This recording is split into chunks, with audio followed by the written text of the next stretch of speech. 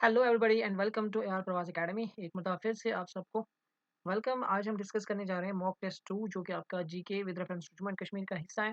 और ये आप जो है ना जूनियर असिस्टेंट एग्जाम 2026 के लिए जो प्रिपेयर करें स्पेशली उनके लिए है। लेकिन आपको पता है कि ये जो सिलेबस है सिमिलर होता है हर एग्जाम में, तो ये सबके लिए इंपॉर्टेंट है। चाहे वो एफए का एग्जाम प्रिपेयर कर रहे हो, जेके पीएसआई का कर रहे हो, कांस्टेबल का कर रहे हो, कोई भी एग्जाम आप प्रिपेयर कर रहे हो तो ये मॉक टेस्ट आपके लिए भी इंपॉर्टेंट रहेगा।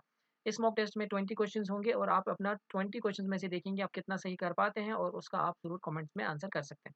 इसके साथ-साथ आपको से एक ही रिक्वेस्ट रहेगी, सब्सक्राइब ज़रूर करें। सब्सक्राइब अभी अगर आपने नहीं किया है तो ज़रूर करें, अपने दोस्तों के साथ शेयर ज़रूर करें। चलिए स्टार्ट करेंगे फटाफट से आज का मॉक टेस्ट। ज़्यादा हम इसमें डिटेलिंग नहीं करेंगे। मॉक टेस्ट है, मैं आपको कुछ सेकंड्स दूँगा आंसर देने के लिए, फिर उसके बाद हम आगे बढ़ते जाएँगे। पहला क्वेश्चन आपकी स्क्रीन पे है, which article of the Indian constitution was revoked to remove the special status of J and K? कौन-सा आर्टिकल जो है इंडियन कॉन्स्टिट्यूशन का रिवोक किया गया था जिसकी वजह से जो स्पेशल स्टेट्स हैं वो रिमूव किया गया जे एंड के का, ठीक है? तो जब स्पेशल स्टेट्स रिमूव किया गया तो कौन-सा आर्टिकल है जिसको रिवोक कर दिया गया? तो इसका आंसर आप फटाफट से करेंगे और इसका आंसर बहुत ही आसान सा क्वेश्चन है, ज़्यादा मुश्किल नहीं है, लेकिन ये पीवाईक्यू है, ठीक है? ये पहले भी जेके एसएसबी के एग्ज़ाम्स में आ चुका है। पीवाईक्यू एनालिसिस में हमने देखा इसको, ये आ चुका है। तो ये जो आर्टिकल है आपका, ये है आर्टिकल 370, ये सबको पता है, ठीक है? तो right option would be option number B. Article 356 जो है ये प्रेसिडेंट्स रूल से रिलेटेड है, इसको भी ध्यान में रखेंगे। और ये रिसेंटली कहाँ पे लगा था? नागालैंड में, ठीक है? और वहाँ पे जो है अभी नए सीएम भी बन चुके हैं। इसके बाद अगर मैं आर्टिकल 352 की बात करूँ, ये आपकी जो इमरजेंसी है उससे रिलेटेड है। नेशनल इमरजेंसी से रिलेटेड है ये, इमरजेंसी, ठीक? तो ये भी ध्यान में रखेंगे, इमरजेंसी से रिलेटेड है। और आर्टिकल 360 आर्टिकल 352, आर्टिकल 358 और 360 भी, ये भी इमरजेंसी से रिलेटेड है। तो आगे बढ़ेंगे, क्वेश्चन नंबर 2 पे जाते हैं, देखते हैं क्वेश्चन नंबर 2 क्या है। क्वेश्चन नंबर 2 आपको बोल रहा है, which of the following statements is correct regarding the reign of king Harsha of the Lohar dynasty? King Harsha जो है लोहारा डायनास्टी के, उसके रिगार्डिंग कुछ स्टेटमेंट्स दिए गए हैं। आपको बताना है इनमें से कौन-सा स्टेटमेंट ट्रू है, ठीक? तो ये जो क्वेश्चन है, ये जो मैंने एमसीक्यू बुक बनाई है GK of Jammu and Kashmir की, उससे लिया गया है। एमसीक्यू बुक जिसमें ओवर 1000 एमसीक्यूज़ हैं, उनकी डिटेल्ड आपको एक्सप्लेनेशंस मिलती हैं और हर चैप्टर इंक्लूड है, 22 चैप्टर्स यहाँ पे इंक्लूड है। तो अगर आपको भी वो बुक चाहिए तो आप वो ले सकते हैं मिनिमल प्राइस पे पीडीएफ फॉर्मेट में। तो यहाँ पे देखिए पहला पूछ रहा है कि he is described in Raj Tarangini as a ruler of dramatic rise and fall. उसको डिस्क्राइब किया गया है राज तरंगिणी में, जो कि एक पुरानी कश्मीर की कंसिडर की जाती है सबसे पहली हिस्ट्री की बुक। तो इसमें आपको बताना है कि इसमें कहा गया है कि राज तरंगिणी में इसको डिस्क्राइब किया गया था, एक ऐसा रूलर जिसका ड्रामेटिक राइज़ भी हुआ और ड्रामेटिक फॉल भी हुआ, ठीक है? He was a devoted Buddhist who strictly prohibited the killing of animals. ये इसका मतलब है कि वो एक बुद्धिस्ट था, जिसने प्रोहिबिट किया था, मना किया था किलिंग ऑफ एनिमल्स के लिए, जो ऐसे बुद्धिस्ट करते हैं। Third is his later years were marked by tyranny and the plundering of temples to fund his lavish lifestyle। इसका आंसर करेक्ट कौन-सा होगा फटाफट से कीजिए। स्टेटमेंट बेस्ड क्वेश्चंस आजकल जेके एसएसबी पूछ रहा है, इसलिए मैंने यहाँ पे स्टेटमेंट बेस्ड क्वेश्चंस रखे हैं। मेरी जो भी ये फुल लेंथ टेस्ट सीरीज़ है, उसमें आपको स्टेटमेंट बेस्ड क्वेश्चंस भी मिलेंगे। तो यहाँ पे इसका आंसर है 1 and 3 would be the correct answer, क्योंकि अगर हम देखते हैं कि राजतरंगी में इसका मेंशन किया गया है, जो कि ये हर्षा था, जो कि लोहार डायनास्टी के एक रूलर रहे हैं, ठीक है? और इनका एक पहले राइज़ होता है, फिर फॉल भी होता है। क्यों-क्यों? आपको पता है राइज़ एंड फॉल तो हर रूलर के साथ जुड़ा हुआ है, लेकिन इसका ड्रामेटिक फॉल इसलिए होता है ये प्लंडर करता है जो अपने ही क्या बोलते हैं इनको, टेम्पल जो होते थे, उनको उन्होंने प्लंडर किया था ताकि वो अपनी लाइफ़स्टाइल को लैविशली जी सके। यहाँ पे जो इसका रीज़न है, ठीक है? ये आपको याद रखना है। इसके टाइम पीरियड में काफ़ी ज़्यादा टायरेनी यानी कि लोगों को काफ़ी ज़्यादा सख्ती भी पहुँचाई गई। तो ये भी इसका है, लेकिन ये बुद्धिस्ट नहीं था, ये गलत है। तो ऑप्शन नंबर 2 करेक्ट नहीं है, तो उसके बगैर 1 एंड 3 जो बचता है, दे आर करेक्ट ऑप्शंस। यहाँ पे याद रखेंगे राजतरंगी के बारे में, ये जो है 1148 से लेके 50 के बीच में, 1148 से लेके 1150 के बीच में लिखी गई है और उस टाइम पे जय सिम्हा यहाँ पे रूल कर रहे थे। तो इसको ध्यान में रखना है, ये इम्पोर्टेंट है, ये भी पूछा जाता है। और ये राजतरंगी किसने लिखी थी? कल्हणा ने। किसने? कल्हणा ने, जो कि कश्मीर के पहले हिस्टोरियन माने जाते हैं, पंडित कल्हणा। नेक्स्ट क्वेश्चन की ओर बढ़ेंगे, देखते हैं क्वेश्चन नंबर 3 आज का। क्वेश्चन नंबर 3 यहाँ पे आप देख रहे हैं, which river is known as the Vitasta in Sanskrit? Reverse और उनके नाम पूछे जाते हैं, तो संस्कृत में वितास्ता किसको कहा जाता है? ये आपसे पूछा गया है। आप ने इसका आंसर जो है फटाफट से करना है। इसका जो आंसर रहेगा आपका, दैट इज़ झेलम, ठीक है? झेलम को जो है संस्कृत में वितास्ता के नाम से जाना गया है। और इसके साथ-साथ आपको ये भी याद रखना है कि झेलम को कश्मीरी में व्यस्त भी बोलते हैं। झेलम को कश्मीरी में व्यस्त भी बोलते हैं, ये भी पूछा गया है, ठीक है? तो इसका ऑप्शन होगा ऑप्शन नंबर बी, झेलम। और इसी को हाइडस्पस भी कहा जाता है, जो कि इसको ग्रीक नाम देते थे हाइडस्पस, ठीक है? यहाँ पे बैटल ऑफ हाइडस्पस हुआ था, जिसमें किंग पोरू ने लड़ा था किसके खिलाफ? अलेक्जेंडर के खिलाफ, ठीक है? चिनाब को हम मोन रिवर भी कहते हैं, ये भी ध्यान रखेंगे। ये भी पूछा जाता है, मोन रिवर, ये भी क्वेश्चन आ चुका है। और रवि को हम बोलते हैं इरावती, इरावती या परुष्णी, इरावती या परुष्णी, ये बहुत इंपॉर्टेंट है, ये भी याद रखना है। और जो इंडस है इसको हम कहते हैं सिंधु के नाम से जानते थे, ठीक है? तो ये इंपॉर्टेंट फैक्ट्स हैं जो कि रिवर से रिलेटेड है, ये याद रखना है। कभी-कभी पूछा जाता है झेलम की जो लेंथ, टोटल लेंथ है वो कितनी है? तो ये भी याद रखेंगे, ये भी पीवाईक्यू में आ चुका है। झेलम की लेंथ 725 किलोमीटर्स। झेलम का जो ओरिजिन है वो कहाँ पे होता है? वेरिनाग, ठीक? ये सारे पॉइंट्स आपको याद होने चाहिए। आगे बढ़ेंगे क्वेश्चन नंबर 4 पे। हू वाज़ द ऑथर ऑफ राज तरंगिणी? ये मैंने अभी आपको बताया, राज तरंगिणी के ऑथर कौन थे? कल्हण थे। कौन थे? कल्हण, ठीक है? तो याद रखेंगे इसका जो ऑप्शन है that's option number A is correct option. Kalhana इसके ऑथर थे। ये आपको ध्यान में होना चाहिए। आगे बढ़ेंगे, इसके बारे में मैंने आपको अभी बताया। Question number 4, the Wular lake is a result of which geological activity? Wular lake के बारे में मैंने आपको लास्ट वाले वीडियो में भी बताया था कि वल्लू लेक जो है एक रामसर साइट भी है और एशिया का लार्जेस्ट जो है फ्रेश वाटर लेक है, second largest fresh water lake, India का लार्जेस्ट फ्रेश वाटर लेक। तो ये सारी फैक्ट्स आपको पता होनी चाहिए। इसके बाद हम देखते हैं इसका जो ओरिजिन है that is volcanic, sorry, origin जो इसका है वो क्या है? वोल्केनिक है, टेक्टोनिक है, ग्लेशियल है कि विंड डिपोज़िशन है, ठीक है? तो ये आपको पता होना चाहिए, इट्स टेक्टोनिक ओरिजिन होता है, जो टेक्टोनिक एक्टिविटी की वजह से बना है ये। तो इसका जो ओरिजिन है that is tectonic actually. Geological activity जो हुई तो वो टेक्टोनिक एक्टिविटी कहलाती है, ठीक है? इसको आपको याद रखना है। ये जो टेक्टोनिक ओरिजिन है इसका मतलब क्या होता है? इसका मतलब ये है कि ये बना है कि जब मूवमेंट होते हैं ना अर्थ क्रस्ट की, अर्थ क्रस्ट जो हमारे प्लेट्स हैं यहाँ पे, अगर आपको अर्थ का स्ट्रक्चर पता होगा तो पहले आता है आपका क्रस्ट, फिर आता है आपका मेंटल और फिर आता है आपका कोर, कोर। तो ये क्रस्ट जो है ना, जो ये डिवाइड किया गया है बहुत सारे प्लेट्स में और वो प्लेट्स यहाँ पे रेस्ट कर रहे हैं जिसको हम बोलते हैं एस्टेनोस्फीयर, ठीक है? एस्टेनोस्फीयर एक्चुअली मेंटल का एक ऊपर वाला हिस्सा है, एस्टेनोस्फीयर, और एस्टेनोस्फीयर पे ये प्लेट्स क्या कर रहे हैं? मूव कर रहे हैं। तो उनकी वजह से आपस में टकराने से जो प्लेट्स के आपस में टकराने से जो प्रोसेस होती है प्लेट्स के आपस में टकराने की उसको हम बोलते हैं टेक्टोनिक एक्टिविटी, ठीक है? तो ये आपको ध्यान में रखना है, ये बहुत इंपॉर्टेंट है। अर्थ को 7 मेजर टेक्टोनिक प्लेट्स में डिवाइड किया गया है और बहुत सारे माइनर प्लेट्स भी हैं, 12 माइनर प्लेट्स हैं, ठीक है? ये भी फैक्ट्स आपको पता होनी चाहिए, तो यहाँ पे आपको याद रखना वल्लूर के बारे में ये। और वल्लूर को जैसे मैंने अभी आपको कहा ये रामसर साइट भी है और इसके साथ-साथ आपको ये भी याद रखना है कि ये जो वल्लूर है ये झेलम के लिए बहुत ज़्यादा इंपॉर्टेंट है क्योंकि झेलम का पानी यहीं पे जाता है, ठीक है? आगे बढ़ेंगे, आगे नेक्स्ट क्वेश्चन की ओर देखेंगे। Which historical figure is credited with building the Kutkol canal in Srinagar to prevent flooding? Kutkol canal किसने यहाँ पे श्रीनगर में बनवाई थी, ठीक है? श्रीनगर की फ्लडिंग से रिलेटेड कुटकोल जो है श्रीनगर की उसको डेवलप किया गया था, ताकि श्रीनगर में फ्लडिंग ना हो, वो किसने डेवलप की थी? क्वीन दिद्दा, क्वीन कोटा रानी, सुल्तान ज़ैनुल आबिदीन या सुया, ठीक है? तो ये यहाँ पे आपके ऑप्शंस हैं, ये हिस्ट्री से रिलेटेड क्वेश्चंस हैं, जेएनके की हिस्ट्री से, तो आपको पता होना चाहिए क्वीन कोटा रानी। कोटा रानी के नाम से ही इसका नाम भी फिर कोटेकोल रखा गया, ये उस टाइम पे इन्होंने बनवाई थी। क्वीन दिद्दा की अगर मैं बात करूँ तो ये आपको पता है, ये 10th सेंचुरी में रूल कर रही थी, 10th सेंचुरी में, ठीक है? ये क्वीन जिद्दा जो है आपको बहुत ही एक जिसको हम बोलते हैं विच क्वीन के नाम से भी इसको जाना जाता है और इसके बाद इसने अपने नेफ्यू जो संग्राम राजा थे, उनको गद्दी पे रखा, संग्राम राजा, ठीक है? तो ये भी ध्यान रखना है, संग्राम राजा लोहार डायनास्टी के थे और अभी हमने लोहार डायनास्टी का जो हर्षा रूलर था उसके बारे में भी अभी हमने पढ़ा, वो इन्हीं की डायनास्टी से आया था, ठीक? ये आपको ध्यान में रखना है। अब सुल्तान ज़ैनुल आबिदीन की अगर मैं बात करूँ, ये आपको पता होना चाहिए 1420 से लेके 1470 तक इन्होंने 50 साल यहाँ पे हुकूमत की, सुल्तान ज़ैनुल आबिदीन। और सुल्तान ज़ैनुल आबिदीन का असली नाम था शाही खान, क्या था? शाही खान, ठीक है? ये इंपॉर्टेंट फैक्ट्स हैं जो आपको याद रखने हैं। सुया जो है ये इंजीनियर थे और ये अवंती वर्मन के टाइम पे ये एक बहुत बड़े इंजीनियर थे और इन्होंने अ, कौन-सा कारनामा किया था वो आप मुझे कमेंट्स में बता देंगे। लेकिन ये थे अवंती वर्मन के टाइम पे, ठीक है? आगे बढ़ेंगे नेक्स्ट क्वेश्चन की ओर। नेक्स्ट क्वेश्चन है आपका, the Burzahom archaeological site is located in which district of J and K? ये जो बुर्ज़ुहम है आर्कियोलॉजिकल साइट, ये कौन से डिस्ट्रिक्ट में लोकेटेड है? जम्मू एंड कश्मीर के। बुर्ज़ुहम एक आर्कियोलॉजिकल साइट है, ये आपको याद रखना है, ये एक नियोलिथिक साइट है इंडिया में, ठीक है? Neolithic site, new stone age के टाइम की ये साइट है। नियोलिथिक का मतलब है न्यू स्टोन एज, तो इसको याद रखेंगे और ये आपका श्रीनगर में पड़ती है, ठीक है? श्रीनगर में पड़ती हैं आपकी बुर्ज़ुहम, ये याद रखना है, इम्पोर्टेंट है। जम्मू को सिटी ऑफ टेम्पल्स के नाम से जानते हैं, सिटी ऑफ टेम्पल्स, ये याद रखेंगे यहाँ पे। और अनंतनाग, अनंतनाग जो है इसके लिए आपको क्या याद रखना है, यहाँ पे एक बाग पड़ता है जिसका नाम है अछबल गार्डन, अछबल गार्डन। और यहाँ पे कोकरनाग भी आपको मिल जाएगा। इसके साथ-साथ पहलगाम भी यहीं पे पड़ता है, ठीक है? मीर ऑफ शेफर्ड्स जो पहलगाम है वो भी अनंतनाग डिस्ट्रिक्ट में ही आता है। और क्या आता है अनंतनाग डिस्ट्रिक्ट में? कोकरनाग, ठीक है? वेरीनाग, ठीक है?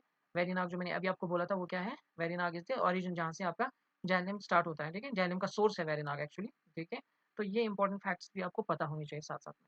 आगे बढ़ेंगे नेक्स्ट क्वेश्चन की ओर। नेक्स्ट क्वेश्चन आपका यहाँ पे है, the Subardar mela takes place in which district of J and K? Subardar mela जो है जे-एंड-के के कौन से डिस्ट्रिक्ट में मनाया जाता है? ये भी पीवाईक्यू है। लास्ट टाइम जब फाइनेंस असिस्टेंट एग्जाम का फाइनेंस असिस्टेंट एग्जाम जब हुआ था लास्ट टाइम, तो उसमें ये क्वेश्चन पूछा गया था, पीवाईक्यू में आए थे। सुबरदार मेला जो है कौन से डिस्ट्रिक्ट में मनाया जाता है? ये आपको याद रखना है, सुबरदार मेला जो है ये डोडा डिस्ट्रिक्ट में मनाया जाता है, भदरवा साइड में, ठीक है? तो ये यहाँ पे आएगा डोडा डिस्ट्रिक्ट में, डोडा डिस्ट्रिक्ट में। किश्तवाड़ किस लिए फेमस है? किश्तवाड़ को हम जानते हैं as a land of sapphire and saffron, land of saffron and sapphire, saffron and sapphire. ये फैक्ट्स आपको इंपॉर्टेंट है, याद रखना चाहिए। श्रीनगर को east Venice of the east के नाम से जानते हैं, ये भी इंपॉर्टेंट है, और जम्मू तो आपको बताइए। नेक्स्ट क्वेश्चन की ओर बढ़ते हैं। नेक्स्ट क्वेश्चन देखते हैं, the Khardung La pass connects, Khardung La pass जो है किसको कनेक्ट करता है? ये एक इंपॉर्टेंट क्वेश्चन है जो कि यहाँ पे आपको याद रखना है। खारदुंगला पास जो है ये कनेक्ट किसको करता है? Leh to Manali, Srinagar to Leh, Jammu to Srinagar, बिल्कुल नहीं। तो आपको याद रखना है इसका जो ऑप्शन है, ऑप्शन नंबर बी जो है करेक्ट ऑप्शन होगा। लेह को नुब्रा वैली से कनेक्ट करता है आपका खारदुंगला पास। अगर हम श्रीनगर और लेह की बात करेंगे तो यहाँ पे आएगा जोजिला पास, ठीक है, जोजिला पास। और अगर हम श्रीनगर टू जम्मू की बात करेंगे, यहाँ पे आता है आपका कौन सा पास आता है इसमें, श्रीनगर टू जम्मू जम्मू जो कनेक्ट करता है, अभी जुबान पे नाम याद नहीं आ रहा है, पीर पंजाल पास, जवाहर टनल, ठीक है, पीर पंजाल पास जिसको हम जवाहर टनल के नाम से भी जानते हैं, जवाहर टनल। ओके, तो ये सारी चीज़ें आपको पता होनी चाहिए। नेक्स्ट क्वेश्चन की ओर बढ़ते हैं और नेक्स्ट क्वेश्चन देखते हैं। नेक्स्ट क्वेश्चन है आपका, which sector contributes the maximum to the GDP of J and K UT? J and K UT में जीडीपी जो है उसमें सबसे मैक्सिमम कौन कंट्रीब्यूट करता है? कौन सा sector? Industry, agriculture, service, mining. आपको पता है हमारे जब हम इकोनॉमिक्स में पढ़ते हैं तो 3 सेक्टर्स पढ़ते हैं primarily, primary sector, secondary sector and tertiary sector. Tertiary sector को हम सर्विस सेक्टर भी बोलते हैं।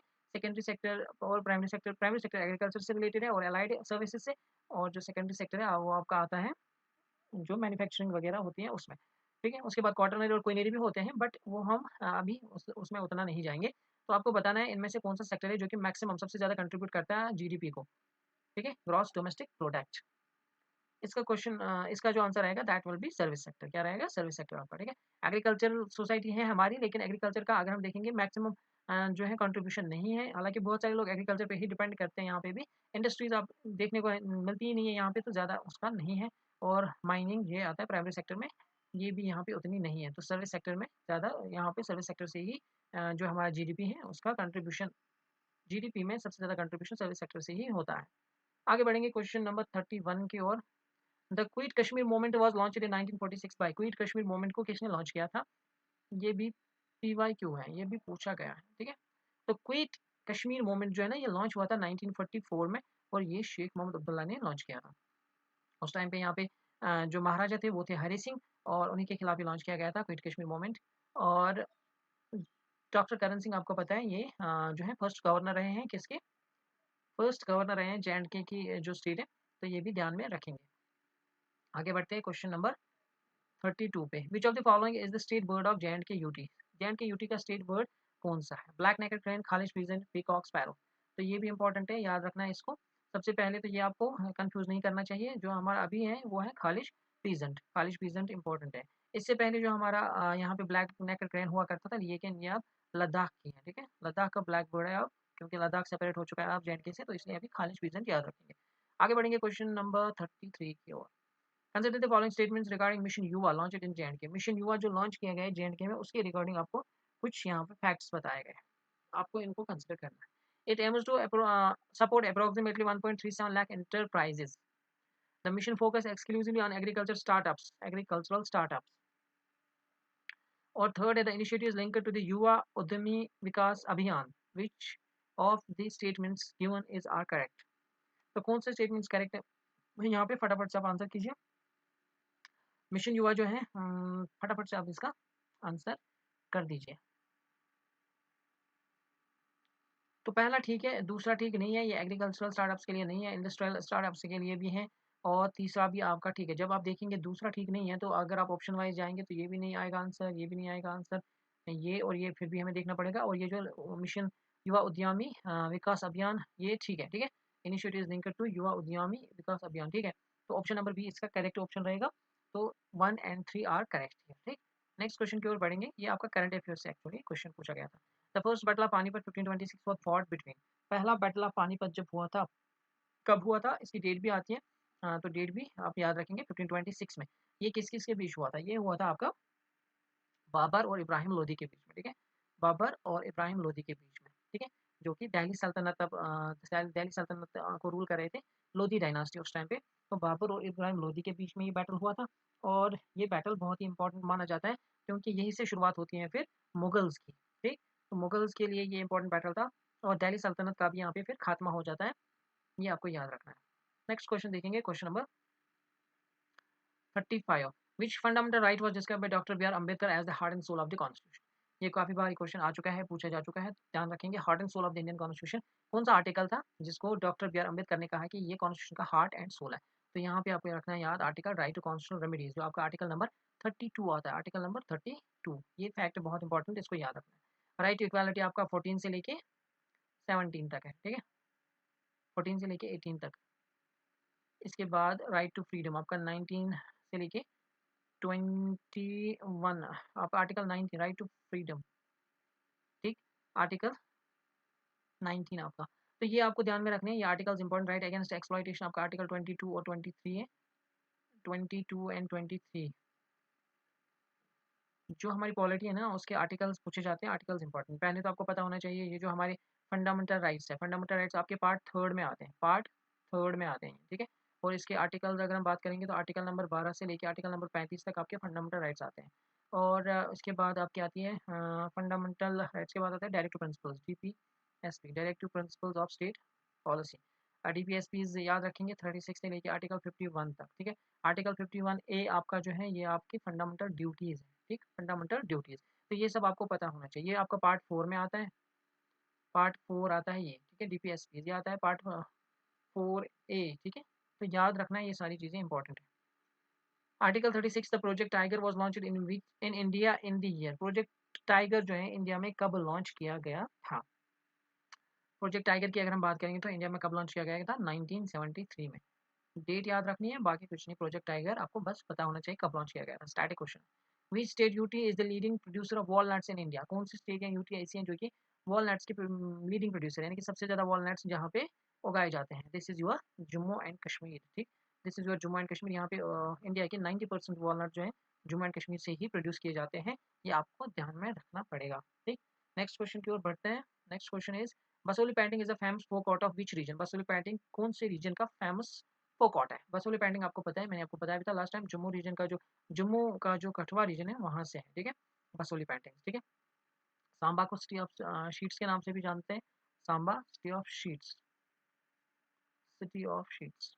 और रिसेंटली जो है ना हनी क्या सुलाई, कौन सा हनी था वो? सुलाई हनी, ठीक है? ये रामबन से आया था, ठीक है? जिसको जीआई टैग भी मिला था रामबन से। मुश्क दुजी राइस को भी जीआई टैग मिला था, मुश्क भुर्जी राइस, ये आपका अनंतनाग से है, इसको भी ध्यान में रखेंगे। और सुलाई हनी जो है ये आपका रामबन से, ठीक है? और कौन सा था? नेक्स्ट क्वेश्चन की ओर बढ़ते हैं। आगे आने वाले जो है आपके मॉक टेस्ट होंगे उनमें और भी चीज़ें आपकी रिवाइज होती जाएंगी। The Indus Water Treaty was mediated by, Indus Water Treaty को मीडिएट किसने किया था? United Nations, World Bank, International Court of Justice, साक। आपको पता है कि जो ये इंडस वाटर ट्रीटी है ये बहुत इंपॉर्टेंट ट्रीटी है जो कि इंडिया और पाकिस्तान के बीच में है, ठीक है?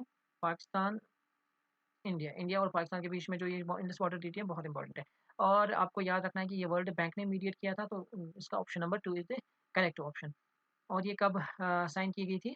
ये जो है ना सितंबर 1960 में इसको साइन किया गया था, लेकिन इसका जो इफेक्ट है वो अप्रैल 1960 से लागू की गई थी, ठीक है? मैंने अपने पहले भी वीडियोस में बताया कि रेट्रोस्पेक्टिव इफेक्ट में लाई गई थी 1 अप्रैल से, 1 अप्रैल 1960 से।